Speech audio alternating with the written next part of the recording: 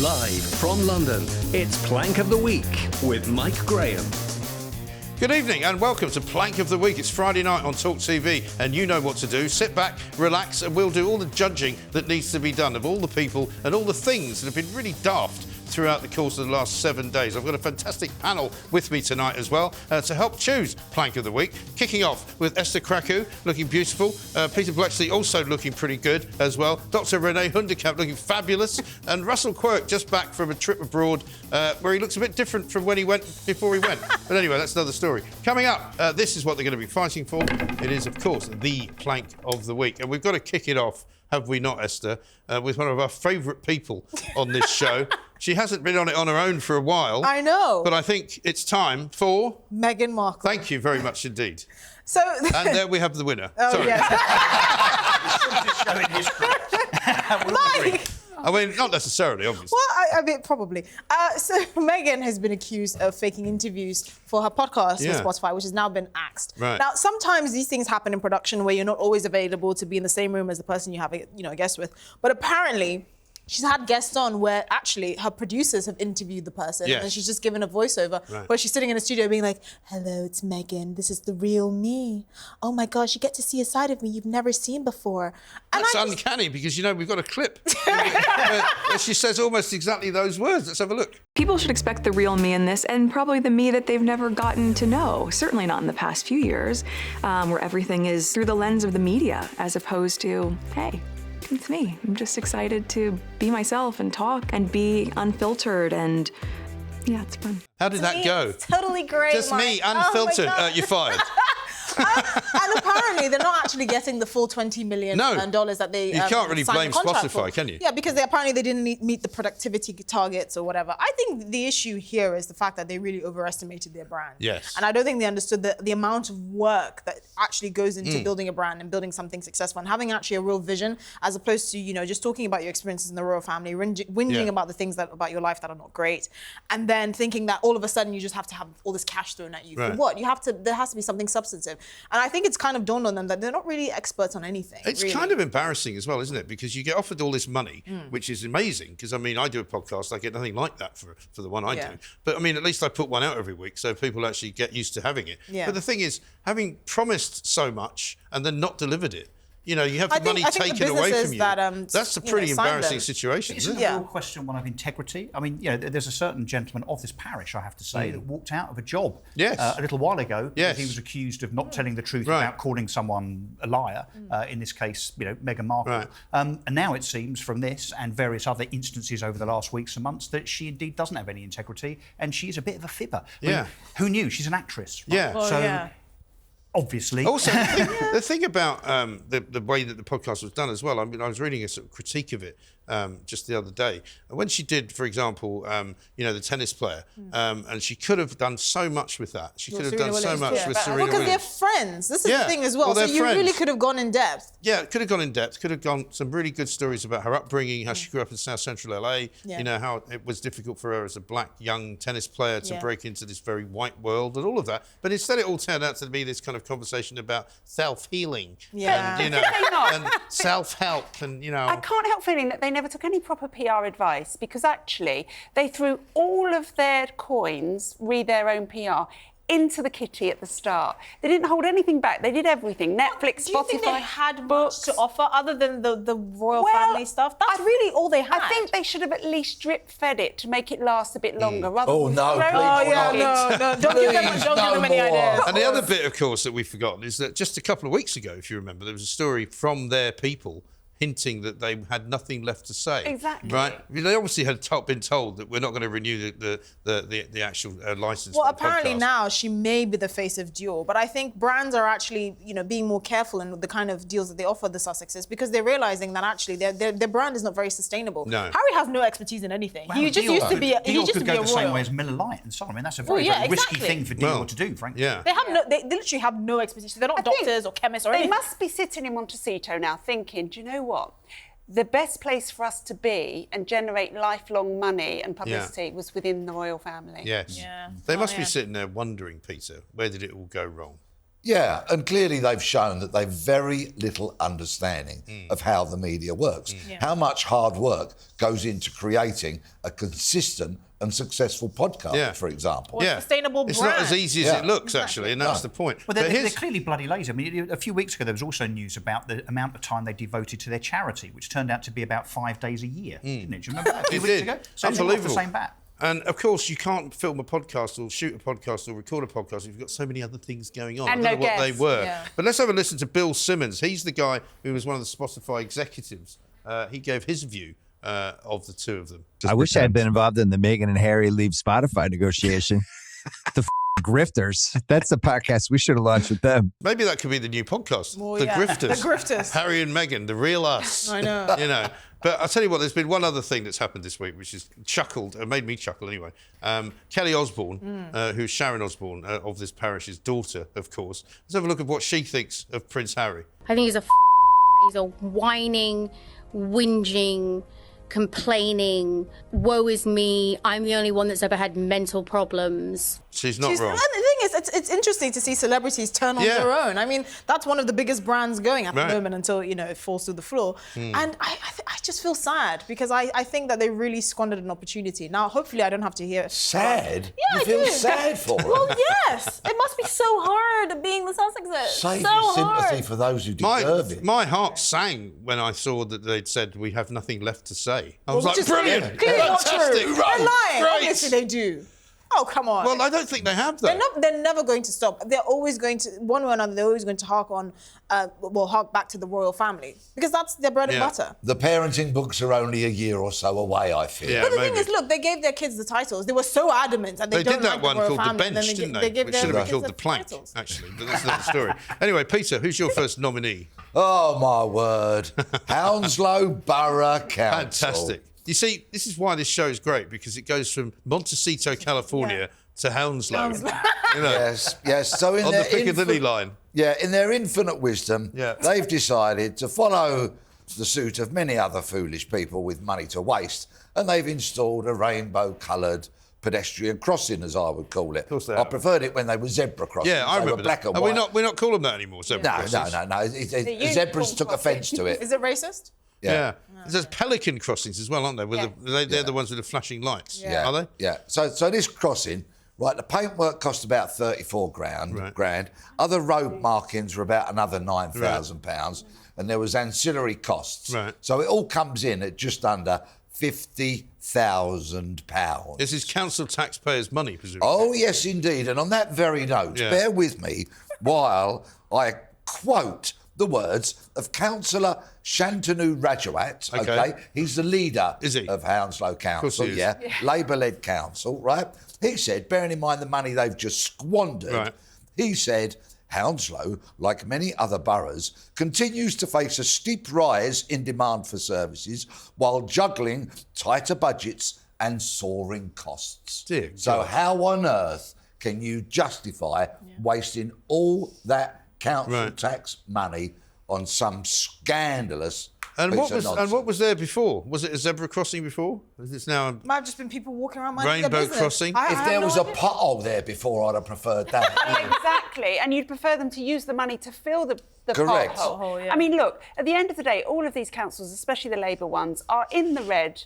You know, they're taking our money. They're not giving us the chance to say, actually, I'd love a rainbow crossing, or not, as many people would say. They're just doing it. And also, it's like the NHS. Whenever a contractor contracts to the NHS or a council, they pay 100 times more than what it actually costs to do the job. I'm pretty sure one rainbow crossing, which I don't agree with still, cost only 10 grand. So I'm wondering how this council managed to pay 50 grand for it. But similarly also, being a Labour council, this would be a council that's just increased their council tax to their residents by the maximum About amount. 5%. A bit like or something, Sadiq Khan, actually, as the Mayor of London, increased his precept apparently last time by 10%.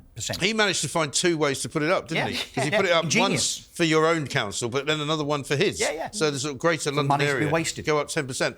They've missed a trick, though, because what they should have done, instead of putting the rainbow crossing in, is putting in something that's a bit more friendly for animals, because there are some horses, apparently, that don't like rainbow crossings. Have a look at this. Got here some transphobic horses. The horses are scared of the rainbow crossing that's been placed there to celebrate the, I suppose, the LGBTQI community. Yeah, they're not keen, are they? Those homophobic horses. Yeah. They should be out of the police service. Absolutely. Well, they've probably been retired since that happened. Isn't it interesting that she chose to describe them just as transphobic, not homophobic, transphobic? It looks like a lorry's shed its load of paint. It does. All over the road. Yeah. Well, I don't know if this is correct. Apparently, they just don't like bright colours. I don't know what it is about horses, but they feel spooked by those kinds of... You don't think they're actually transphobic? They may just well be. They, maybe both.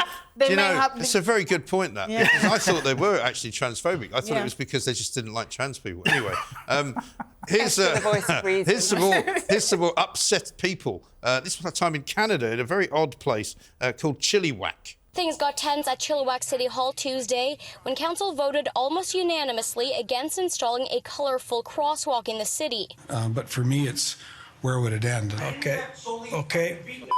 Hey, hang on there, buddy. You can just smell the audience. That's a council chamber where the sort of the pro-trans lobby was shouting at this other guy who said, "Where will it end?" Presumably the answer to that is on the other side of the road. It starts over here, goes over there. I mean, you know, that's what I would have said. Anyway, Dr. Renee, who's your first nominee? Well, it's the chief rabbi. Is it? Now, I've not been known to criticise the chief rabbi in the past because I quite like the chief rabbi normally, Jonathan Sachs. Yeah. Very sensible, measured, just a guiding light for life. He's the sort of guy that does the thought for the day and stuff, Exactly. isn't he, on Radio 4? But this chief rabbi has decided that parents should not be told if their children are transgender, because it's a safeguarding issue and the parents might be transphobic and the children might then be in a safeguarding issue. Now, it's a bit mixed, his advice, because he's now sort of supplemented that to say that we would tell parents if little Johnny wants to be called Susan at school. Right. Or dress as a girl, or the other way round. And I think, oh, hang on a minute. If it's a safeguarding issue, then surely it should be a safeguarding issue if you suddenly tell them that Johnny wants to be Susan. Yes. Why is it... So what are they saying? That they'll tell the parents if the child wants to change his or her name? But not if they come forward and not say, if they just say, I think I'm I might be transgender. Yeah, I might be a boy. Very strange. Is he having an identity crisis? Has he forgotten what religion he's a leader of? Well, I'm wondering what his flock feel about this.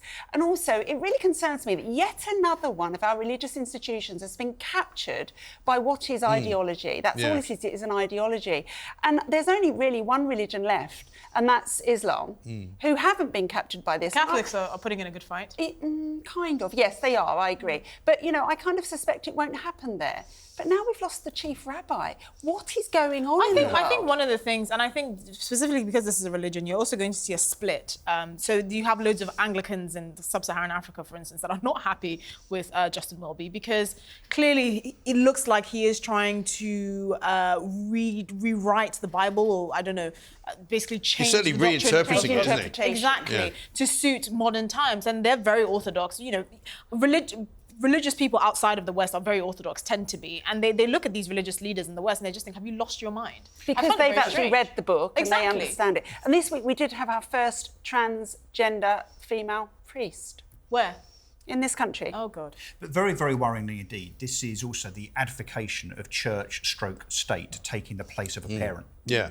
How scary. That's the most worrying thing, isn't it? We're going to talk about that school in Sussex later on, I think. But, you know, there is an awful lot of, it would seem, schools in this country now who don't think that parents should be told anything. I think parents are secondary. You know, because we've had the issue with sex education. They don't want to tell you what they're teaching your kids. And I think the problem is that, like all these things, the sort of wokists have taken over and they take a sledgehammer to crack a nut. You know, if you've got somebody in school who's obviously got a difficult family, or they've got, you know, parents who might be not very nice to them, you know, that's one thing. You deal with that on a one-to-one basis. What you don't do is say that everybody can't find out, you know? Yeah. What we have in so many walks of life is minority groups vocally foisting their thoughts, their ideology on the majority, onto the moderate majority. So in essence, we're getting mob rule by minorities over the moderate because we've majority of normalised people. this dependence on the government. Yes. If we depend on the government for absolutely everything, if the government can tell you to stop working and then we will just and create this COVID money exactly and pay you, why can't they educate your kids? I mean, what step is too far? They can literally tell you to get rid of your livelihood and just stay at home and we will pay you. We'll conjure this money out. Why not raise your kids and then breed generations of future voters? But I want them to educate my child. I just don't want them to indoctrinate my child. I think the question is, what do they need to educate your child about? I feel like issues with morality, with sexuality, with relationships, that needs to stay in the home. Because at the end of the day, there are not enough maths lessons, geography, science, or whatever to go around anyway. A school should educate, but not raise your child in terms of moral hazard. Well, I said this the other night on the talk. When you're starting to have debates in the classroom about transgender and whether you should be able to recognise somebody who wants to be a dinosaur or the moon or something, you go, well, why don't you just teach them where Iran is, or what the geography of or Pythagoras' theorem. I don't know. I can't remember that. What I would use that. No one for. ever uses it. But algebra. What about just teaching them stuff as opposed to telling them what they're supposed to think? Yeah, I think this is a message to all parents actually, to keep your children close and to actually talk to them and actively encourage them to talk to them. And I'm already saying, find out what they're being taught. Yes, and I'm already saying to my 4 or 5-year-old, you know what, you might hear this and you might hear this, and if it sounds like it's wrong, come home and talk to mummy and daddy. Right. Well, we'll come back to this because we are going to talk about that other school that had a problem with the cats. But Russell, first up, your first nominee. Yeah, my first nomination. So you'll remember that the Labour Party very famously doesn't know what a woman is. No. But it seems that some members of the Labour Party don't know what a shop is.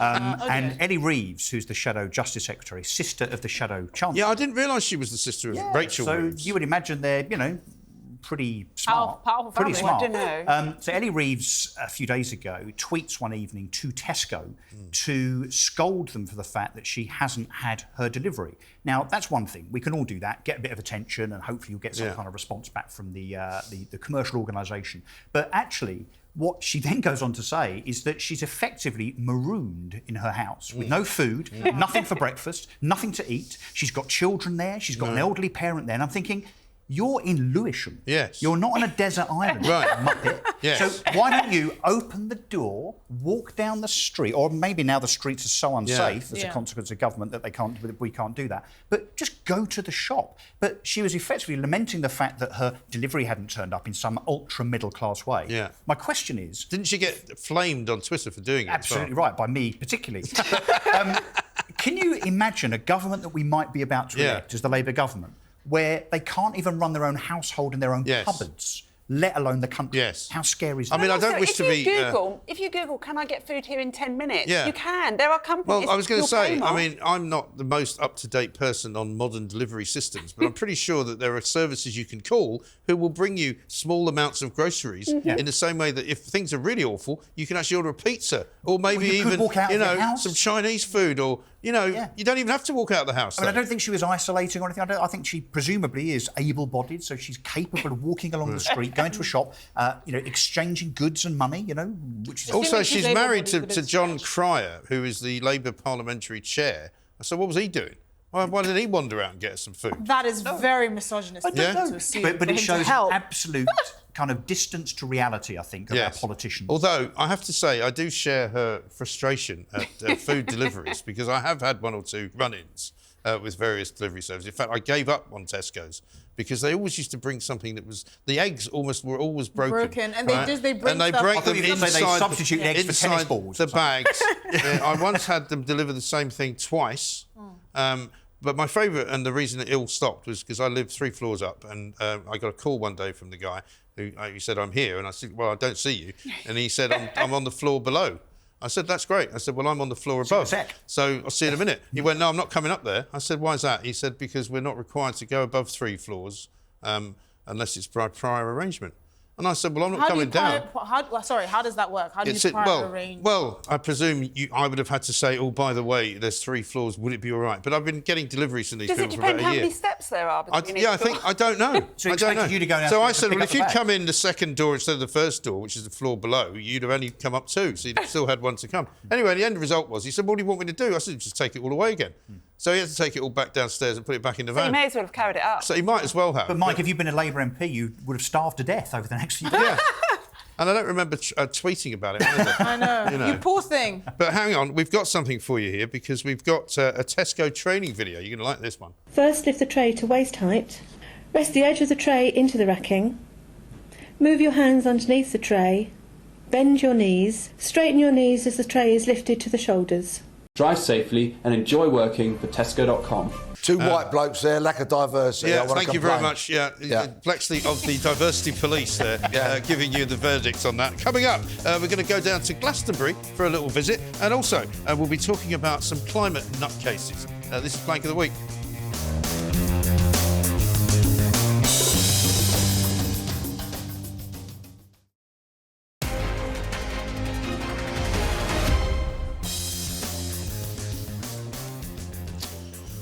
Welcome back to Plank of the Week. It is your Friday night and we will make it complete. Coming up, we're going to be talking about a great many things, including some more teachers who aren't behaving themselves and also a shop that doesn't like trans-critical customers. But first, my first nomination is going to be the BBC, another old favourite that we haven't done for a long time. The BBC, by the way, who, of course, are under pressure to reduce the size of the licence fee if they can, even though they've been putting it up for years and years and years. Guess how many people they're going to be sending to Glastonbury this week, because Glastonbury is the big festival, of course, that happens every single year. The BBC send so many people there, and as you can see in the background, Glastonbury's prepared for all sorts of emergencies because they've said, we stand with the NHS. There's a great big thing in the sign in the field saying, we stand with the NHS, which is fine. You might be able to get a doctor's appointment at Glastonbury quicker than you get one anywhere else. I'm not sure how many doctors are going to be there. But the BBC is sending as many as 1,000 people to work on Glastonbury, right? To report on Elton John. I think the Arctic Monkeys are playing. I think also Guns N' Roses are playing as well. And there's some of the presenters, some of whom you might recognise. They have this amazing sort of backstage area. They have people doing little shows. They have people doing concerts. Worse than that, Glastonbury is a place where everybody sleeps in tents, right? Not for the BBC, no. They've commandeered about 3 or 4 hotels to put all these people in, 4-star, 5-star hotels. So they're not even sleeping at the site. Do we have a sense of what the bill is? I wonder if we can do an FOI. Well, I mean, maybe you should do an FOI, but I tell you what, they don't. I mean, it will run into several millions, they say, the actual cost of putting it all on, because they've got to pay all these people. That they weren't full of migrants. Well, I mean, I don't think they allow migrants in Glastonbury, dear. Have you been down there? Because it's very middle class, Glastonbury. I mean, they've got the Jerusalem Thorn and everything. It's where Joseph of Arimathea supposedly walked around and went up Glastonbury tour and did the whole Jesus Christ thing. Yeah, it's a middle-class festival, right? It's a very middle-class festival. Do you remember Jon Snow went there and decided to shout F the Tories? I mean, I could say it. I'm very curious why, first of all, having 1,000 staff members there is ludicrous to me. Imagine even having 1,000 staff. But why do they even need to... Well, they don't. It's just a gravy train, which is what the BBC is, isn't it? So you can imagine, hands up everyone in the BBC that wants to go to Glastonbury free of charge to work, big inverted commas. Oh, 1,000 hands go up. Of course they do. Right. Here's some figures for you, right? Back in 2009, they only sent 415 staff to Glastonbury, which was just about 22 fewer than the number they took to the Beijing Olympics.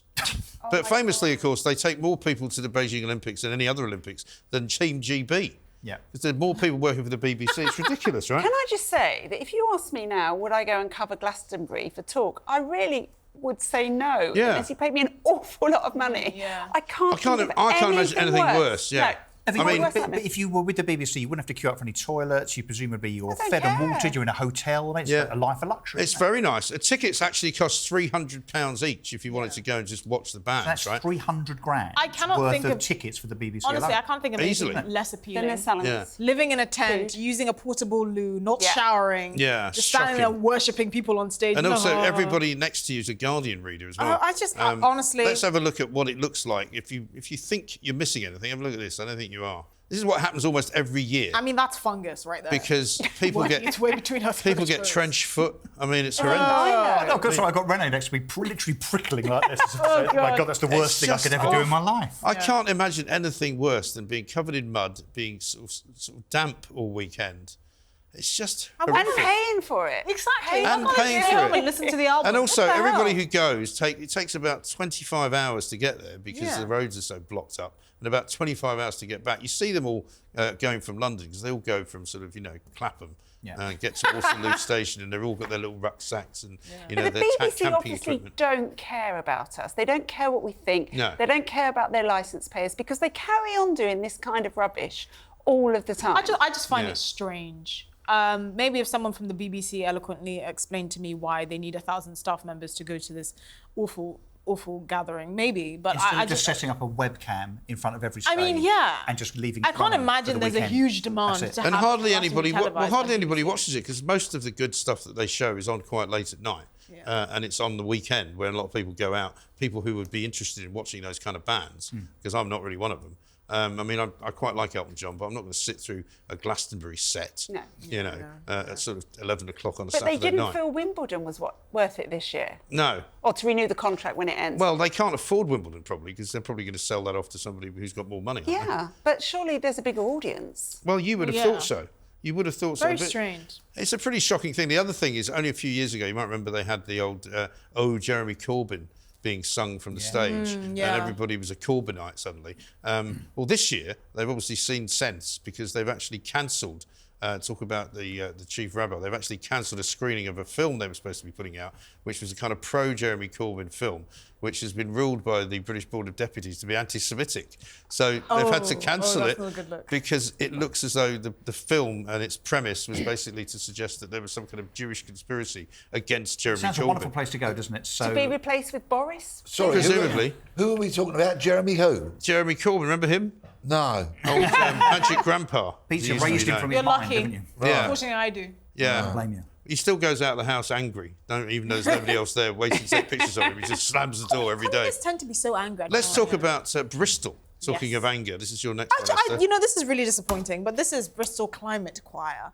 And first of its kind, isn't it? First of its kind, the Climate Choir. Climate Choir. Yes, exactly. That's them. They look a bit like Roxy Music, circa 1977. I mean, they look like they belong at Love is the drug. They look like they've been dropped into a load of laundry. Yeah. They look like they belong at the Last Supper. Anyway, very strange. They put on a performance at Bristol Cathedral where they were just singing about climate change. Yeah. And I find it's now where Christianity meets, climate activism, and it's very strange. It's very weird. I mean, they were there's walking a bit of around a cult fountains. thing going on. I think we've got the clip. with oil coming out of the fountains.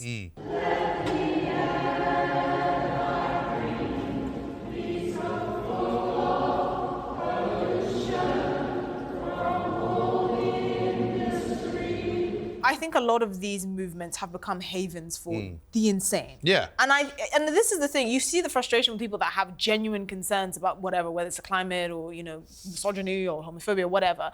And then, but at the tip top, the people that get the most attention are these lunatics. And so you see these young, often young or very old middle-class individuals with nothing to do. Exactly. Either blocking the roads, gluing themselves to Dartford Tunnel or behaving in this way. And I think we really need to start getting, those white vans that drive around when they're like, hey, do you want to come in for some ice cream? And then they just put them in a straitjacket and then send them to the asylum. I think we need some of those. I think we should get, that stuff they had in Speed, when they try and steal the bag with the money in it and that spray comes up and it stays, it's like indelible ink, it can't disappear.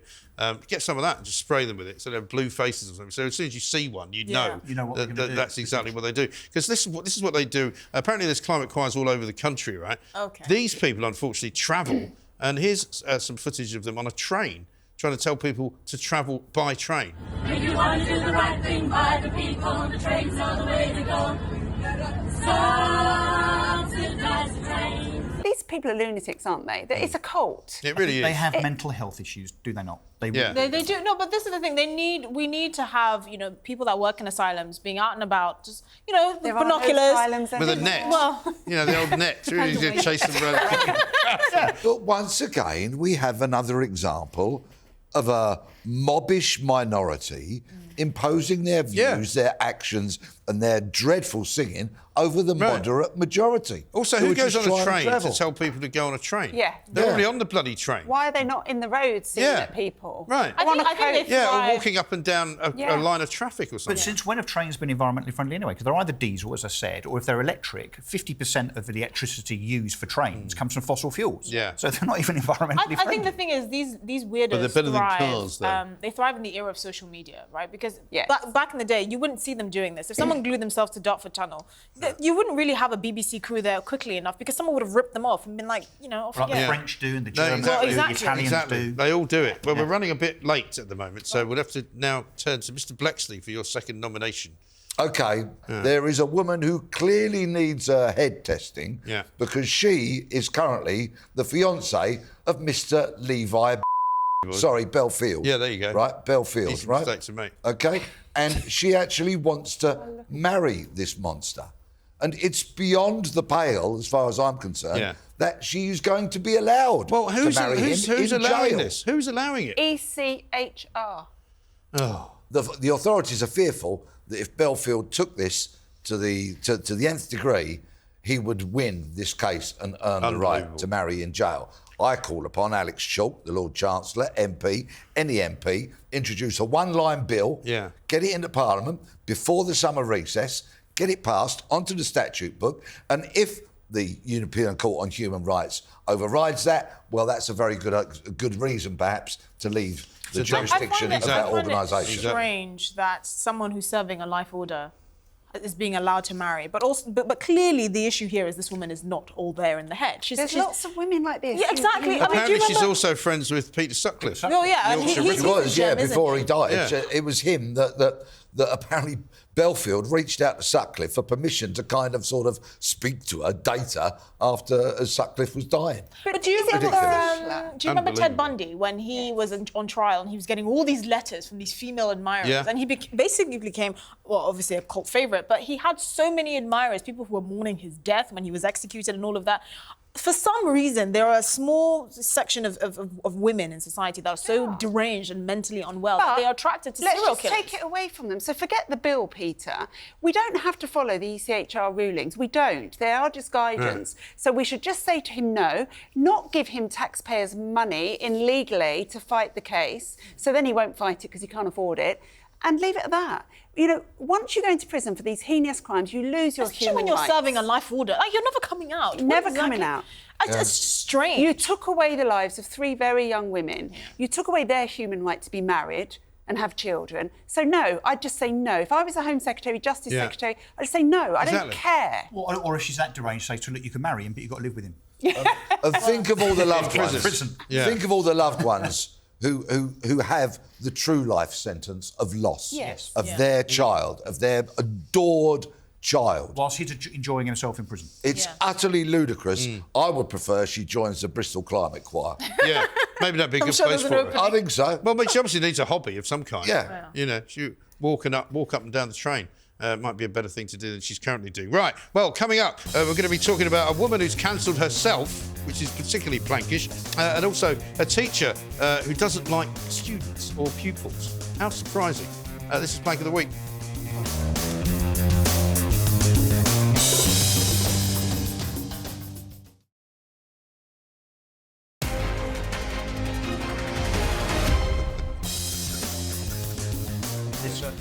Welcome back to Plank of the Week. We're already on the way to the end of the show. I can't imagine where time has gone.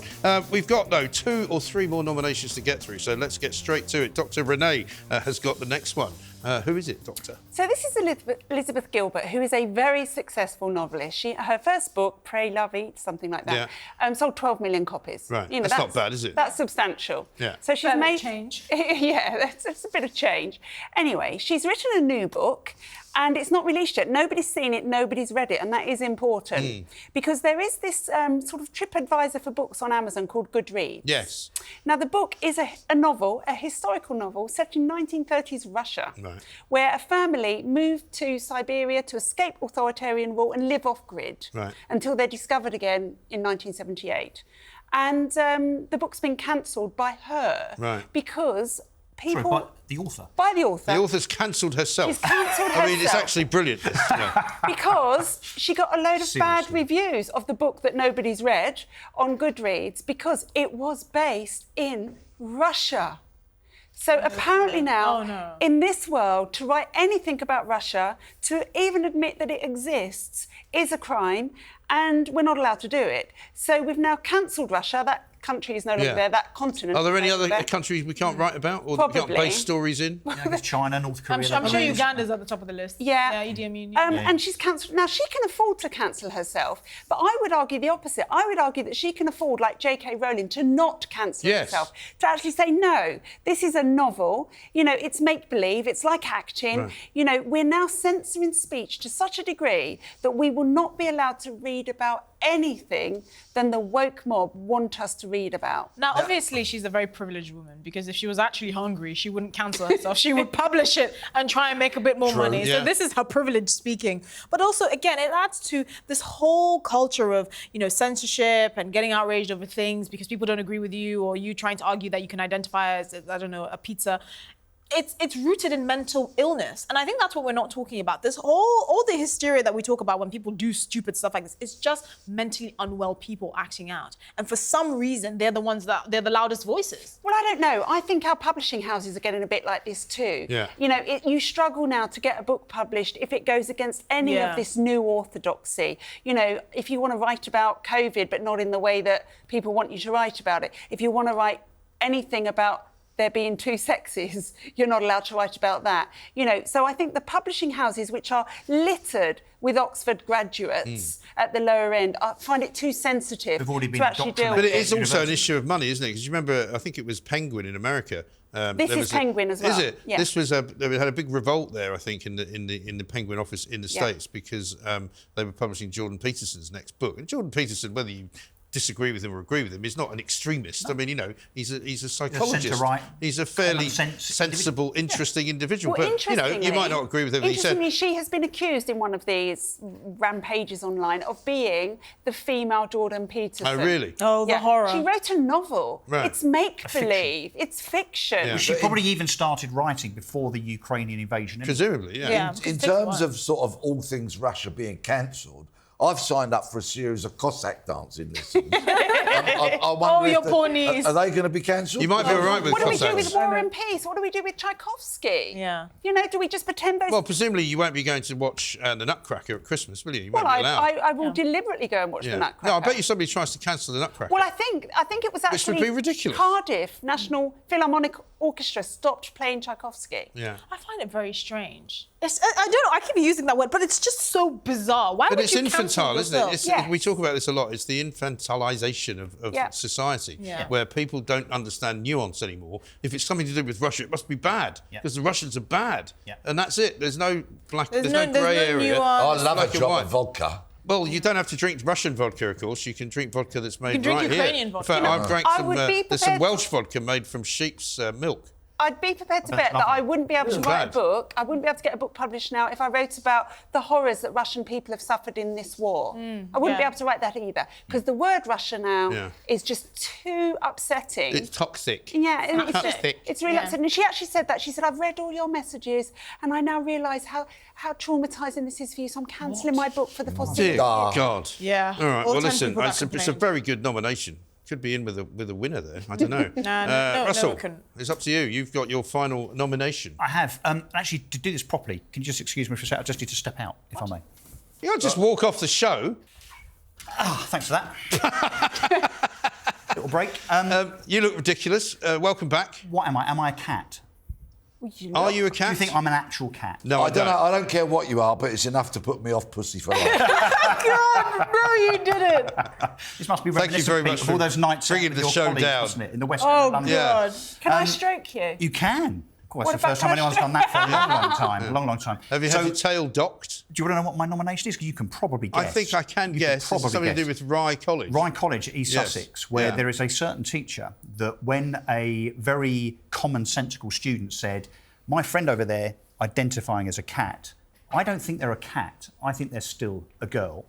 The teacher, who apparently hasn't been named, I don't know if the name is out there anywhere yet, but the teacher apparently then scolded the student that was critical of the student being a cat and said that it was abhorrent. Yes. That particular despicable, student, I think was despicable. the word, right? Despicable. She also said you shouldn't be here. You should leave this school and go to another one. Yeah. And more to the point, this is all on video. This is all filmed by another student. Yeah. That particular student, the critical one, should be in, and I quote, an asylum. Yeah. So we've got an ultra woke, liberal, left-leaning teacher trying to articulate to that particular student and all students that it's perfectly normal to do this, which I don't think it is, even though I've just done it. And particularly not in school, because it's one thing if you want to walk around. I've got to sit here with this on now. Yeah, you have to. Yeah, if you want to sit around with a cat's face on, you know, looking not like the cat that got the cream, you know, you're perfectly willing and able to do that. However, if you're at school, you know, where you're under the care of the teachers, you're supposed to be learning things. Yeah. You know, that's not the place for you to tell them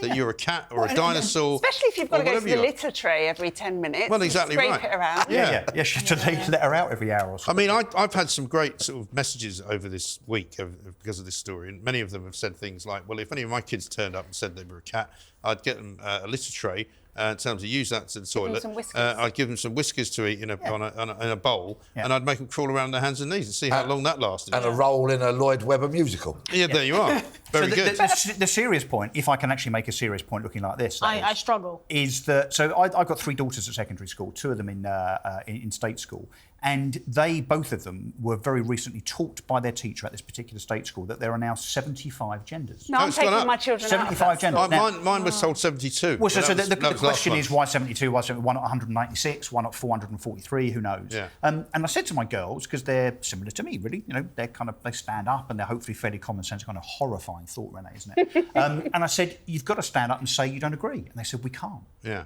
And I said, why can't you? They said, A, because we get told off by the teacher, because apparently there's 75 genders, and secondly, we'll be ostracised by all the other kids in the class that actually believe this rubbish. I find it very strange to live in a world where teachers have the audacity to corrupt people's kids in this way.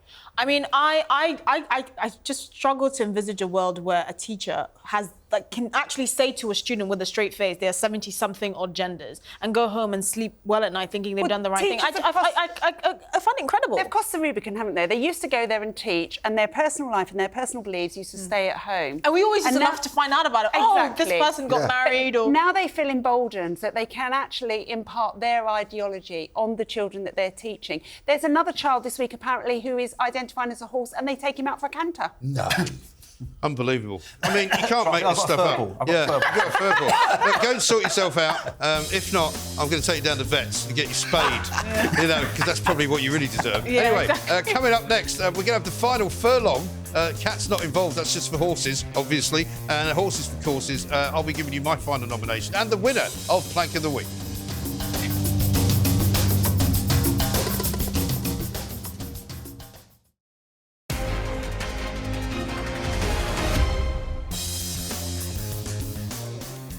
Welcome back to Plank of the Week. It is the final part, and in this part is when we choose who's actually going to be the winner. But before we do that, I've got one more nomination, and it is a certain DIY store that some of you may have heard about this week. You might remember Gerald Ratner back in 1991 confessed that some of his jewellery was literally crap, which kiboshed the company straight away, and they never really recovered. This guy, Fraser Longdon, who is the Chief Operating Officer of WICKES, suddenly decided it would be a great idea for him to come out during Pride Month and tell everybody that he didn't really want bigoted people shopping in his shop. He didn't want transphobic people shopping in his shop. And quite frankly, he would be more than happy if they never bothered to darken his doors again.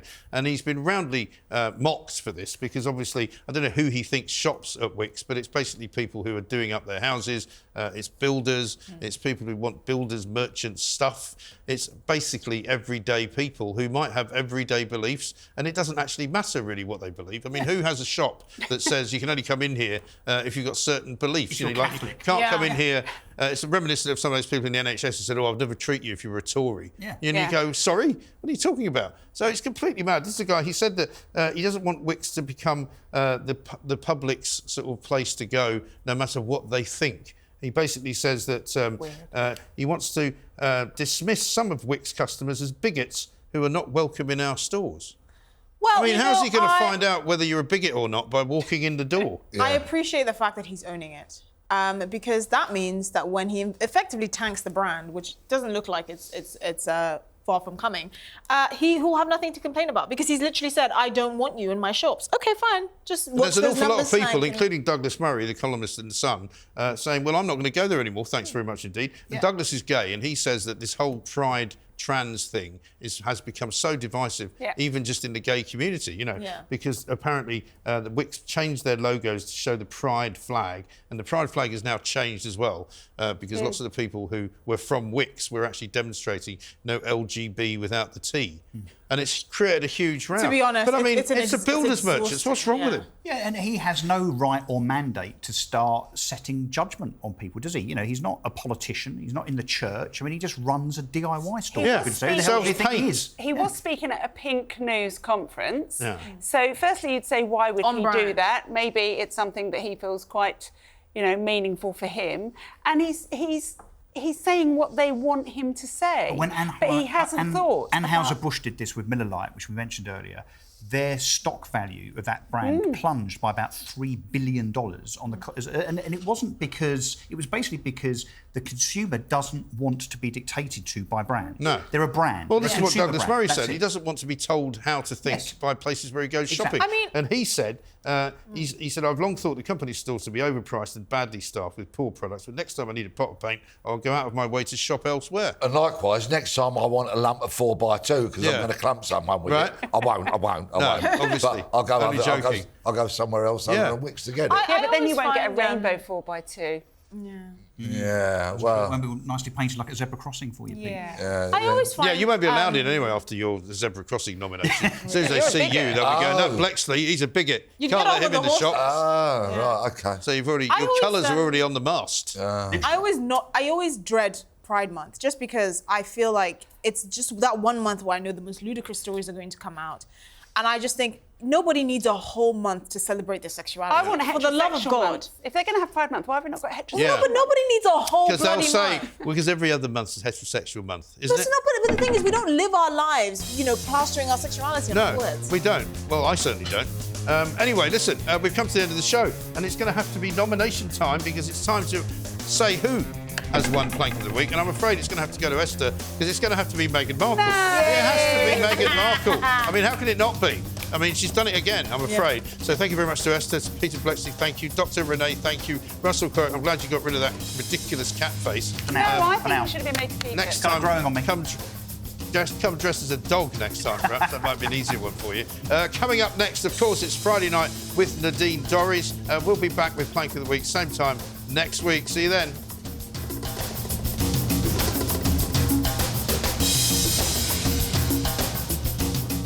Introducing Mike and Kevin's ice cream for snowflakes. Indulge in our deliciously sanctimonious flavors, such as Extinction Raspberryan, Cancel Culture and Cream, Cookie Double Warming, Non-Bineberry, Woca-Cola, Ginger Nut, and Vanilla. All made from our organic gender fluid. Mike and Kevin's ice cream for snowflakes. It's time for That Was the Woke That Was, the topical quiz show that goes through all of the wokest stories of the week. She has been fame hungry from the get-go. History is littered with a long line of lovable but angry men. But one man rises above them all. What just happened?